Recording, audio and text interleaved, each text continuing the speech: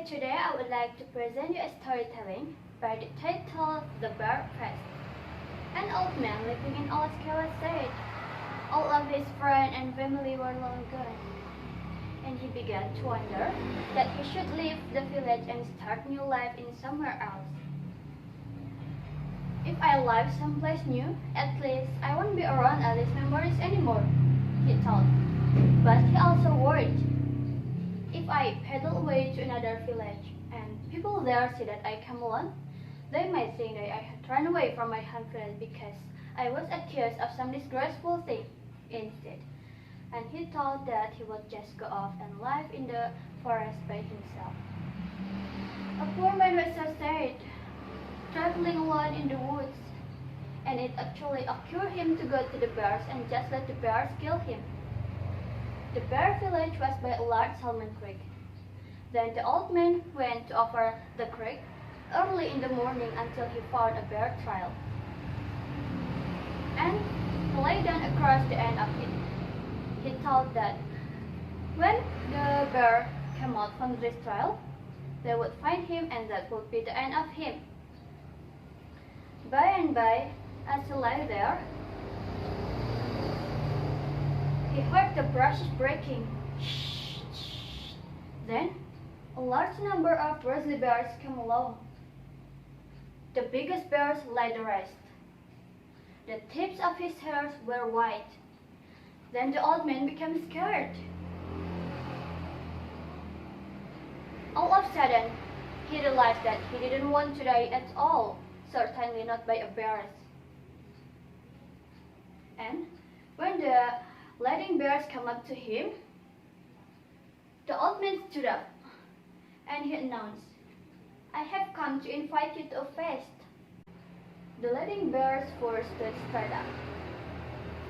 The old man thought that he was done for, but he spoke again.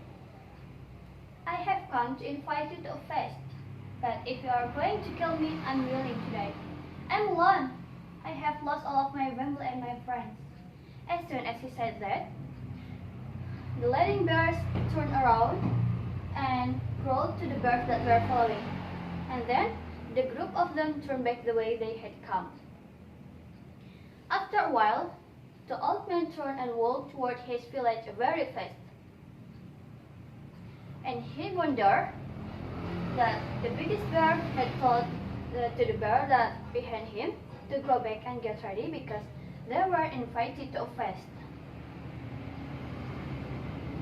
"Well, it seems that the way is it, better I get ready to make a feast," thought the old man.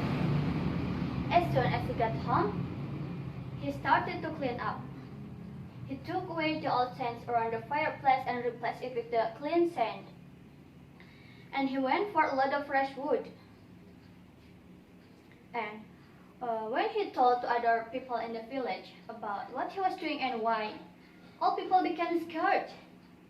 And they thought to him, "What made you do such a thing? The grizzlies are our enemy. You don't want the grizzly bears come to your home." When he was back home, the old man took off his shirt and painted his chest.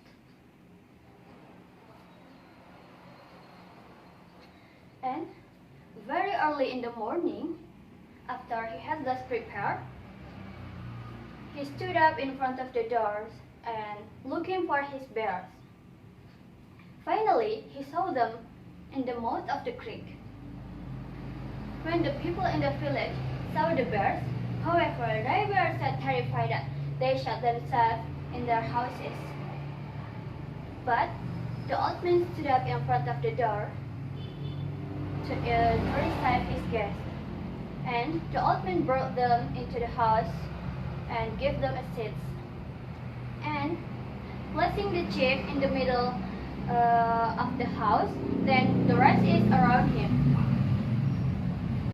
The old man prepared a lot of food, and the grizzly bears also ate what was provided.